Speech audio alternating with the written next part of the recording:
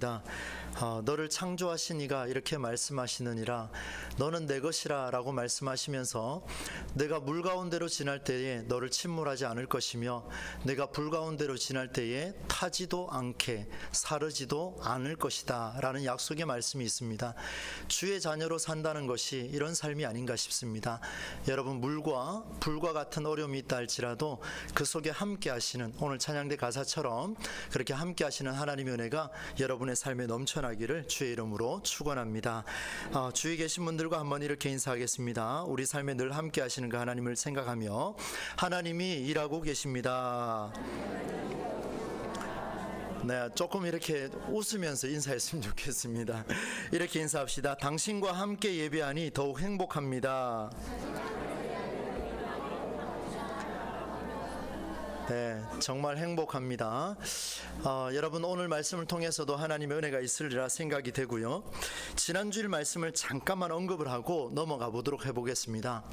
부활하신 주님, 죽음에서 다시 승리하신 그 주님께서 우리에게 또 하나의 사명을 임명해 주셨는데 그 사명이 무엇인가 하면 셋이라는 단어를 사용해서 죄와 죽음의 법에서 해방하라 라고 말씀해 주셨습니다. 그런데 생각해 보니까 육신의 법을 넘어서서 성령을 따라 사는 삶, 죽음을 넘어서서 해방하는 삶을 살려고 해보니까 참 쉽지가 않습니다. 왜냐하면 우리에게도 먹고 자고 계획하고 있는 이 몸이 내게 요청하는 일들이 너무나 많이 있기 때문에 이것을 버리고 성령을 따라 살아갈 수 있느냐, 그건 어려운 일입니다. 그래서 성경을 찾아보니까 창세기는 이렇게 말씀하셨죠. 우리뿐만 아니라 이 세상에 있는 모든 피조물이 먹고 마시고 할 수 있는 이 모든 것들은 하나님이 주신 창조 원칙이다 라는 것을 주셨습니다. 그러니 우리는 육신의 법을 벗어날 수가 없지요. 그러나 이 육신의 법을 벗어날 수는 없지만 이것이 나만을 위해서 준 것이 아니라 여기 있는 모든 생명에게 주셨다라는 것을 인지할 때는 그것이 성령을 따라가는 삶이다. 그래서 생명과 평화의 열매를 맺을 것이다 라는 그런 말씀을 주셨어요. 그런데 이런 삶을 살아가기 위해서는 방향을 정확하게 해야 되는데 에녹의 삶을 통해서 봤습니다. 하나님을 어떻게 하라 그랬습니까? 기쁘시게 하는 삶을 살라. 그래서 이 단어를 두 글자로 해보니까 동행 이렇게 썼습니다. 하나님을 기쁘시게 한다라는 이야기는 에녹처럼 평생을 살아가면서 똑같은 방향을 보려고 몸부림치는 그런 삶이 하나님을 기쁘시게 하는 삶이다 라고 말씀을 나누었죠. 에녹도 울기도 하고 에녹은 또 화내기도 했을 겁니다. 그가 무슨 성인이나 되겠습니까? 우리와 같은 성정의 사람이에요. 그렇다면 그가 300년 동안 하나님과 동행했다라는 이야기는 여러 가지 불과 같은 시험, 물과 같은 침몰, 여러 가지 어려움 속에서도 한 가지를 붙들고 있었는데 그게 뭐냐면 하나님이 보시는 그 방향, 그것을 놓지 않으려고 몸부림쳤다라는 것을 볼 수가 있었습니다. 여러분, 이 일에 우리가 임명받았습니다. 어떤 일이 있어도 하나님을 끝까지 붙잡으시고 나만을 위한 것이 아니라 생명과 평화의 열매를 모든 생명에게 맺어갈 수 있는 저와 여러분이 되시기를 주의 이름으로 축원합니다. 이제 오늘 말씀으로 들어가겠습니다. 오늘 말씀도 우리에게 상당히 도전을 주는 메시지입니다. 주님께서 세우신 교회 공동체를 향한, 오늘 동부제일교회를 향한 하나님의 간절한 요청이자 예수님 그리스도의 목양, 예수님이 목자가 되셔서 우리 양떼들을 다스려 주시는 그 목양 아래 우리 모두가 추구해야 할 방향과 기도 제목이 오늘 본문에 들어 있습니다. 먼저 여러분에게 저는 말씀으로 예수님의 이름으로 여러분에게 축복하려고 합니다. 여러분, 28절 말씀은 오늘 결론의 내용인데 마지막 결론에서 이렇게 다루고 있습니다. 제가 세 번역으로 한번 읽을 텐데요. 여러분 한번 보십시오. 하나님을 사랑하는 사람들, 곧 하나님의 뜻대로 부르심을 받은 사람들에게는 모든 일이 서로 협력해서 선을 이룬다는 것을 우리는 압니다. 오늘 우리 성경으로 보니까 모든 것이 합력하여 선을 이루느니라 대선언을 남겼습니다. 사랑하는 여러분, 축복하겠습니다. 부활하신 주님께서 우리 교회를 세우신 줄로 믿습니다. 우리 교회는 이제 앞으로 모든 일에 서로가 서로를 협력하여 선을 이루어가는, 그리하여 이것이 우리 교회의 꿈이자 우리 교회의 비전이 되어서 모두가 한 사람도 빠짐없이 선을 이룸으로 행복을 누려가는 복된 주의 공동체가 되기를 다시 한번 주의 이름으로 축원합니다. 그런데 여러분, 이 말씀을 자세히 보시면은요, 협력해서 선을 이룬다라고 그렇게 말씀을 하고 있어요. 정말 가슴 벅찹니다. 여러분, 다 다른 사람들 아닙니까? 저와 여러분도 보면요, 닮은 꼴이 거의 없습니다. 그런데 이 각양각색의 사람들이 모여서 협력해서 선을 이룬다라는 것은 놀라운 이야기예요. 그런데 조건이 있습니다. 어떤 사람이 이런 것을 할 수 있느냐? 다 할 수 있느냐? 그렇지 않더라는 거예요. 근데 저는 바라건대 우리 동부 제일교회 성도님들은 모두가 이 일을 감당할 수 있는 그런 성도가 되기를 바라면서 이 말씀을 여러분과 함께 나누려고 합니다. 협력하여 선을 이루는 일, 어떤 사람을 통해서 이루어질까요? 그걸 보니까 오늘 성경에 하나님을 사랑하는 자, 하나님의 뜻대로 부르심을 받은 자들이 이 일을 할 수 있다, 이렇게 말씀을 하고 있습니다. 오늘 우리 교회 성도님들은 모두가 하나님을 사랑하는 자인 줄로 믿습니다. 하나님의 뜻대로 부르심을 입은 자들이 이 자리에서 찬양하고 기도하고 말씀을 나눌 수 있는 기회라고 저는 생각을 하고 있습니다.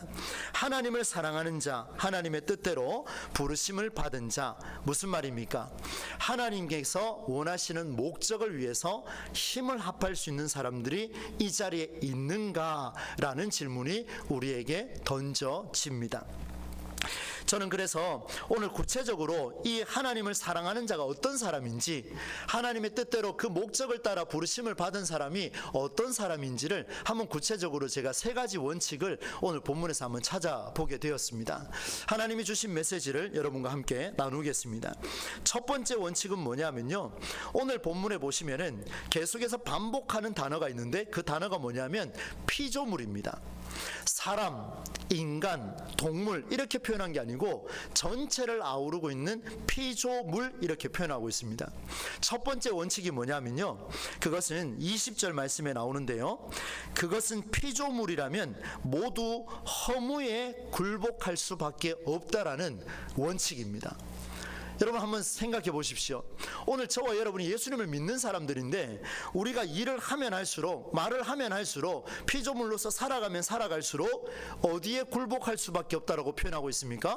허무에 굴복할 수밖에 없다고 표현하고 있습니다. 우리가 최선을 다해도 결국 그 끝은 뭐라고 되어 있습니까? 허무.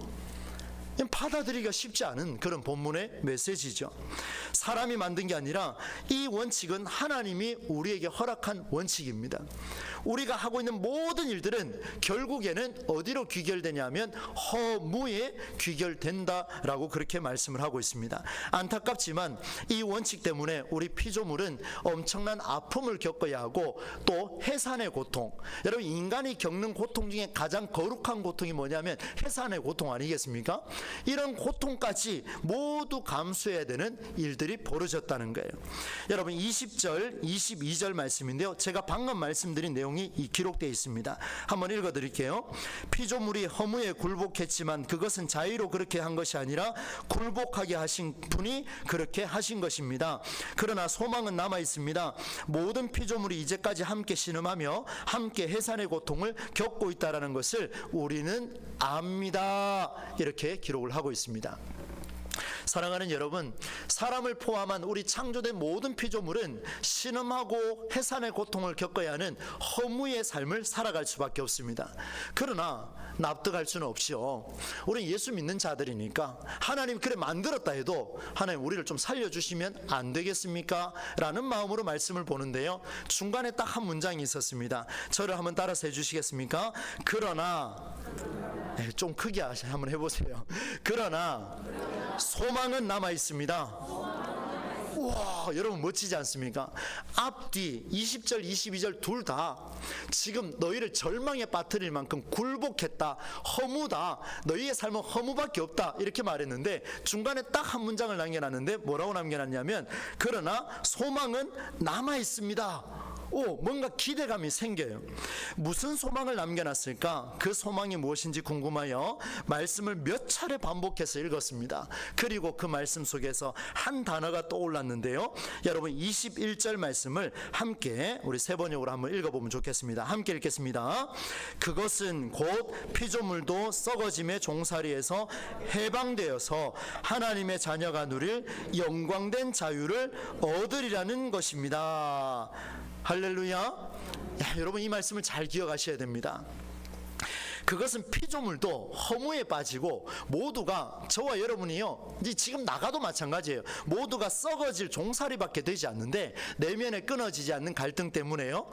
그런데 거기에서 해방되어서 이제 하나님의 자녀가 누릴 영광된 자유를 누리게 될 것이다. 이렇게 말씀을 주셨습니다. 여러분 놀라운 사실이 하나 있는데요. 허무가 모든 생명을 창조한 하나님의 창조 법칙이라면 그 다음에 등장하는 썩어짐의 종살이에서 해방되는 것도 하나님의 놀라운 창조 법칙입니다. 이걸 명확하게 하셔야 돼요. 우리는 모두가 굴복할 수밖에 없는 존재이지만 실제로 굴복하며 살아가지만 그럼에도 소망이 남아있는데 그 소망이 뭐냐 하면 우리를 그 썩어짐에서 해방하게 하시는 하나님의 은혜가 있다. 이렇게 말씀을 주고 있습니다. 그렇다면 이렇게 적용을 할 수가 있습니다. 사랑하는 여러분, 사람이 자연이 사람을 서로가 해방을 이루어가는 길을 찾을 때에 그 소망이 현실로 나타날 것이다 라는 말씀을 주시는 거예요. 그런데 여러분, 서로가 서로를 해방하게 하지 아니하고 서로가 서로를 구속시키고 있고 서로가 서로를 말 잘 듣게 만들어가고 서로가 서로를 사람이 자연이 사람을 이 모두가 서로에게 장점이 있는 가스라이팅을 계속해서 만들어 간다면 그 속에 소망이 있다는 말씀입니까? 소망이 없다라는 말씀입니까? 없다라는 이야기죠. 여러분, 그래서 오늘 우리에게 이렇게 적용이 돼야 될 것입니다. 24절 말씀에 보시면 우리는 이 소망으로 해방하게 되면 무엇을 얻는다라고 기록이 되어 있냐면 구원이 일어난다 이렇게 말씀을 하고 있습니다. 여러분, 구원은요 죽고 난 뒤에 이루어지는 천국 소망도 있지만 예수님이 이 땅에 오셔서 분명히 말씀하셨습니다. 하나님의 나라는 너희 안에 있다 말씀해 주셨습니다. 그렇다면 오늘 우리는 구원을 앞당겨서 살아가는 사람들이 되라는 메시지가 여기에 들어 있습니다. 이렇게 적용을 하지요. 사랑하는 우리 동부제일교회 성도 여러분, 해방하게 하는 일에 꿈꿀 수 있기를 바랍니다. 적극적으로 그 일을 실천하시기를 바랍니다. 허무가 아닌, 어차피 우리 인생은 허무에 굴복할 수밖에 없지만 그러나 그 허무 속에서도 마지막 남아있는 소망을 찾아가는 그것이 무엇입니까? 해방하게 하는 일에 힘쓸 수 있는 저와 여러분이 되실 수 있기를 간절히 소망합니다. 이렇게 말하면 되게 모호해질 수 있습니다. 어떻게 적용해야 될 것이냐? 여러분, 가까이 있는 사람들을 한번 보십시오. 가까이 있는 사람들을 한번 보세요. 여러분이 일주일 동안 만나는 사람들을 한번 보십시오. 여러분이 일주일 동안 걸어야 하는 땅을 한번 보십시오. 자연을 한번 보십시오. 여러분이 마주해야 할 수많은 피조물들을 바라보시기를 바랍니다. 그들에게 나는 그들을 해방을 주고 있는지 아니면 나는 그들에게 구속을 가져오고 있는지, 나를 중심으로 그들을 억압하고 있는 것인지 아니면 나를 중심으로 그들을 모두를 해방하게 만들어주고 그들이 결단할 때까지 충분히 기다려주고 있는지를 여러분 점검해 보시면 나는 구속시키는 사람인가, 해방하게 하는 사람인가, 나는 구원을 앞당겨서 살아가는 사람인가, 아니면 구원을 저 멀리 두고 죽어서 나면 가면 되지 라고 말하는 사람인가 명확하게 드러날 것입니다. 저와 여러분은 어느 쪽입니까? 그런데 여러분, 이렇게 살아가는 게 참 쉽지만 않습니다. 왜냐하면 우리는 언제나 허무한 일에 굴복할 수밖에 없기 때문이에요. 그 속에서 해방하게 하는 일 쉽지 않아요. 왜냐하면 집에 들어가면 피곤하거든요. 집에 들어가면은 누가 차려준 밥을 먹고 싶거든요. 또 학교에 가면은요 공부보다는 조금 쉬고 싶거든요. 여러 가지 많은 게 있어요. 이런 모든 일들 상황 속에서 우리 허무가 아닌 그 속에 마지막 남아있는 소망을 찾으려고 한다면, 해방을 찾으려고 한다면 끝내 기다려야 한다라는 것을 보여줍니다. 이게 바로 오늘 로마서가 제시한 두 번째 원칙입니다. 여러분 25절 말씀 세 번역으로 우리 같이 한번 읽어보도록 하겠습니다. 25절입니다. 시작. 보이지 않는 것을 바라면 참으면서 기다려야 합니다. 아멘. 목사님 참 어렵게 말씀하시네요. 또 참으라고요? 기다리라고요? 예, 기다리십시오. 참으십시오. 여러분, 참지 못하고 기다리지 못하는 사람은 눈앞에 증거를 보여달라 그럽니다. 구속시킵니다. 아들아, 딸아, 시험 성적표 가져와라. 속이지 마라. 눈앞에 봐야 되는 거예요. 남편한테 일찍 들어와라. 아내한테 억압을 시켜요.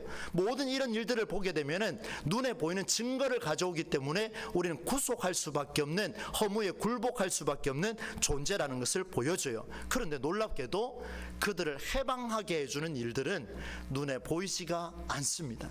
보고 싶어도 보이지가 않아요. 실제로 해방된 수가 없습니다. 그러면 어떻게 해야 되느냐? 참으면서 기다려라. 그래서 하나님께 물었습니다. 하나님, 도대체 언제까지 참으면 되겠습니까? 속이 우라통이 터지는데 어찌 참아야 되겠습니까?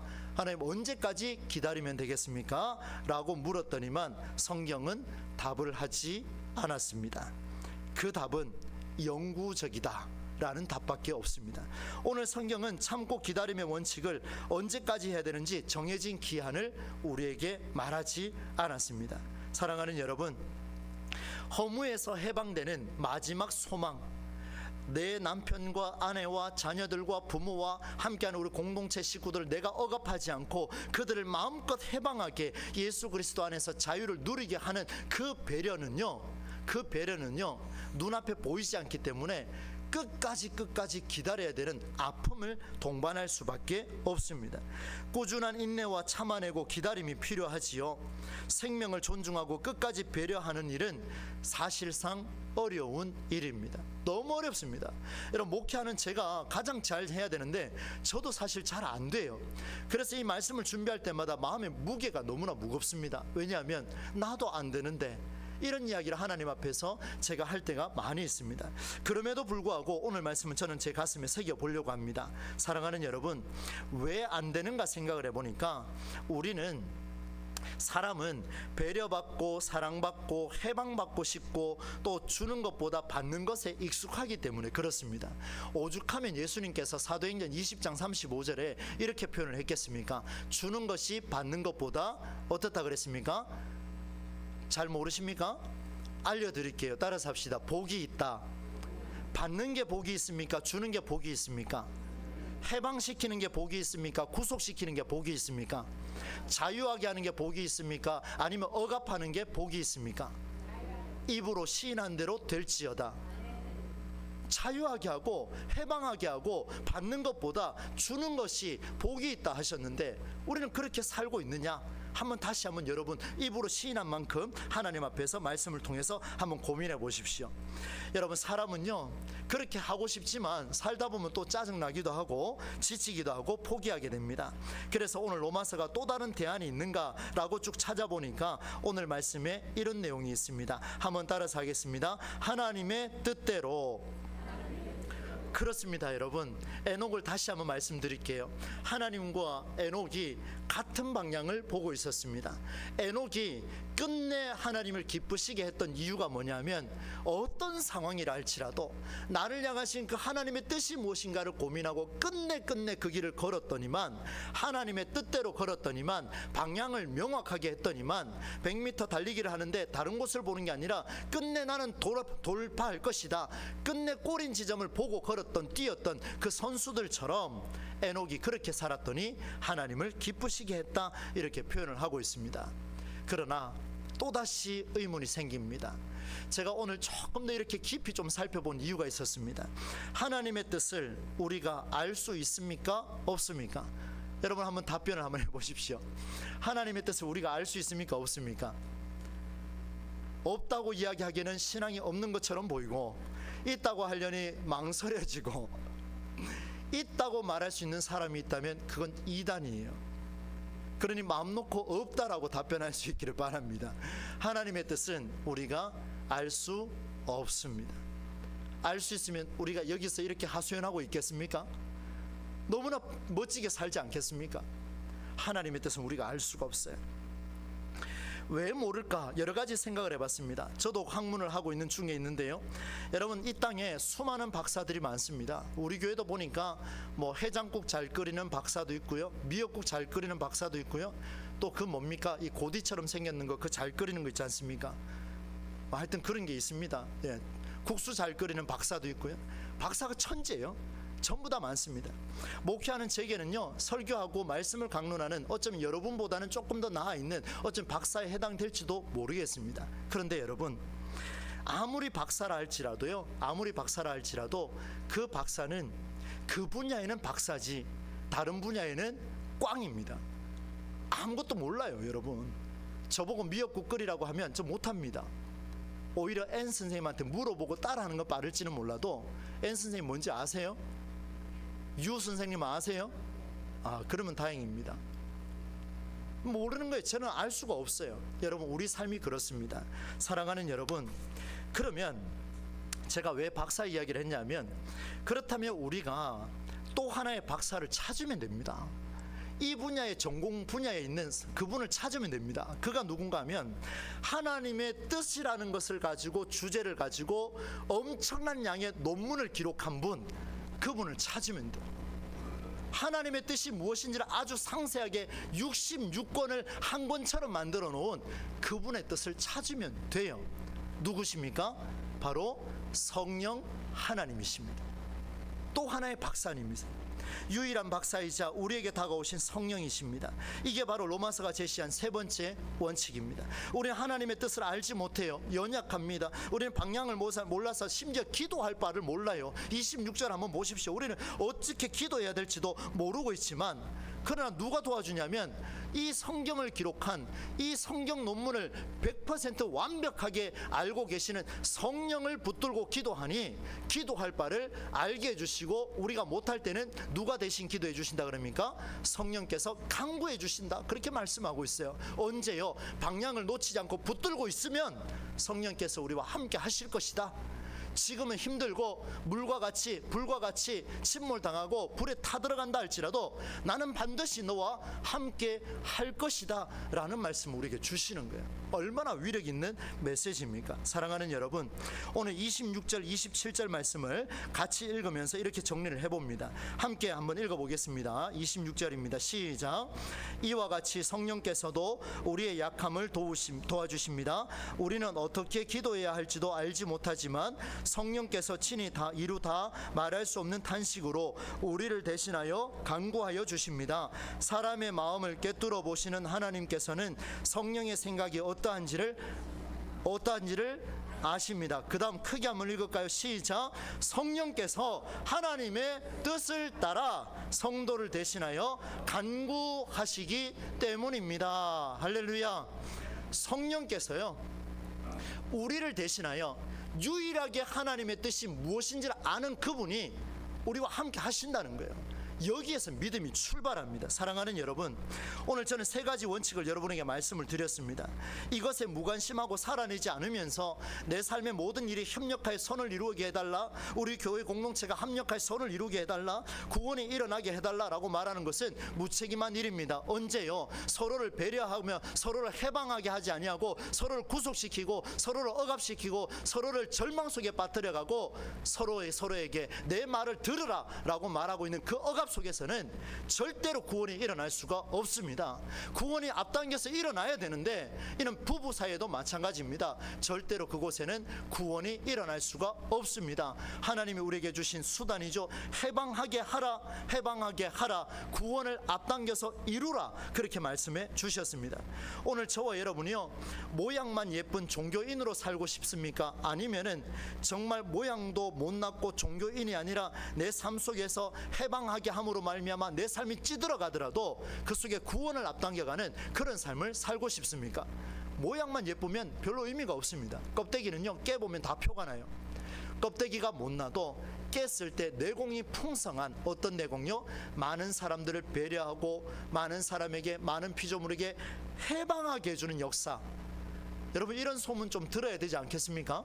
우리 동부제일교회 모든 성도님들, 여기 계신 우리 어르신들부터 젊은이에게까지 여러분이 가는 곳곳마다 해방의 역사가 일어나기를 주의 이름으로 축원합니다.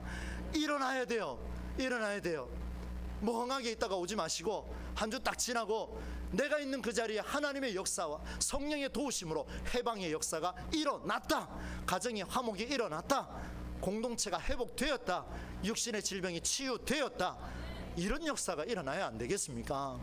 다음 주 참회 기도할 때는 하나님 제가 조금 덜 참여해도 되겠습니다. 이런 마음이 좀 들어야 안 되겠습니까? 사랑하는 여러분, 말씀을 맺으려 합니다. 오늘 18절 말씀을 자세히 한번 보십시오. 여러분 성경에 있는 내용 그대로 한번 읽어보겠습니다. 18절 함께 읽습니다. 시작. 생각하건대 현재의 고난은 장차 우리에게 나타날 영광과 비교할 수 없도다. 현재 우리가 겪는 고난은 장차 저와 여러분에게 나타날 영광에 비추면 아무것도 아닐지어다. 영광이 우리에게 임할지어다. 놀라운 메시지가 임했습니다. 그런데 여러분, 이 고난, 장차 나타날 영광이 견주면 아무것도 아니지만, 그런데 생각해 보십시오. 지금의 아픔이 죽어서 갈 저 하늘의 천국만 소망하고 있다면 우리는 여전히 영광이 뭔지를 모를 것입니다. 그리고 성경을 보는 이유가 없을 것입니다. 왜냐하면 예수님께서는 이 세상을 버린 천국의 영광을 말씀한 적이 없습니다. 예수님께서는 여러분의 배우자를 버려놓고 천국의 영광을 말한 적이 없습니다. 예수님께서는 여러분의 자녀를 버려놓고 천국의 영광을 말한 적이 없습니다. 예수님께서는 오늘 우리 공동체 식구들 가운데에 서로가 서로를 억압하고 자유하지 못하고 해방을 감추어 놓은 상태에서 천국의 소망을 말한 적이 단 한 번도 성경에 나오지 않는다라는 그런 메시지입니다. 사랑하는 여러분, 하나님이 주시는 영광은 천국 가서는 누구나 누리겠지만 오늘 우리 동부제일교회는 새로운 모델로 우리 삶에, 우리 교회 공동체 안에서 고난 중에서, 허무 속에서 우리 영광을 발견하는 그런 삶이 우리에게 나타나기를 소망합니다. 한번 도전해 보세요. 됩니다. 여러분, 너무나 간절합니다. 우리 교회가 이것만 된다면 우리 교회는 무너지지 않을 것입니다. 사랑하는 여러분, 이렇게 맺음을 하겠습니다. 허무에 굴복할 수밖에 없는 우리 인생, 마지막 남아있는 소망이 있습니다. 서로를 구속하지 말고 오히려 해방하게 하십시오. 구속받은 아이는 그 틀에서 벗어나지 못하지만 해방한 아이는 막 나가는 게 아니에요. 엄마 아빠가 왜 해방하게 했는지를 끝내 그 아이는 고민하게 될 것입니다. 그리고 그 아이는 성령의 도우심으로 바른 길을 가게 될 것입니다. 이것이 우리 교회의 소망이 되어야 되겠죠. 사랑하는 여러분, 여러분 주위에 고통받는 자들, 여러분 주위에 스트레스 받는 자들, 여러분은 모를 겁니다. 그러나 많이 저도 그렇게 결단하겠습니다. 오히려 해방하게 하는 일에 제가 쓰임받기를 원하고 또 그렇게 한번 도전해 보겠습니다. 이 일은 참고 기다림의 훈련이 필요합니다. 너무 어렵습니다. 왜냐하면 보이지 않거든요. 나한테 있으면 보이지만 상대에게 가면 보이지가 않습니다. 그래서 참고 기다리십시오. 그리고 이 분야의 최고의 박사이신 성령을 의지하셔서 이루어가는 일, 오늘 저와 여러분을 통해서 일어나게 될 것입니다. 여러분을 통해 주님의 영광, 하나님의 영광이 우리 교회에 풍성하게 임하기를 주 예수 그리스도의 이름으로 간절히 축원합니다. 하나님 아버지, 귀한 말씀을 가지고 또 한 주를 살아내고자 합니다. 우리에게 허무에 굴복할 수밖에 없는 대원칙을 주님이 주셨지만 예수 믿는 자들은 굴복하지 아니하고 마지막 남아있는 소망, 해방하게 하는 역사를 우리에게 허락해 주셨습니다. 오늘 우리로 하여 하는 일이 무엇인지 고민하게 하시고 오늘도 실천하게 하시고 오늘도 그들을 품고 나아갈 수 있는 우리 모든 심령이 되게 하시며 참고 인내하고 기다리며 끝내 성령의 도우심으로 그 사명 감당해 나가는 우리 모두가 되게 하여 주옵소서. 예수님의 이름으로 축복하며 기도하옵나이다. 아멘. 찬송가 191장 주신 말씀 생각하며 함께 고백하겠습니다.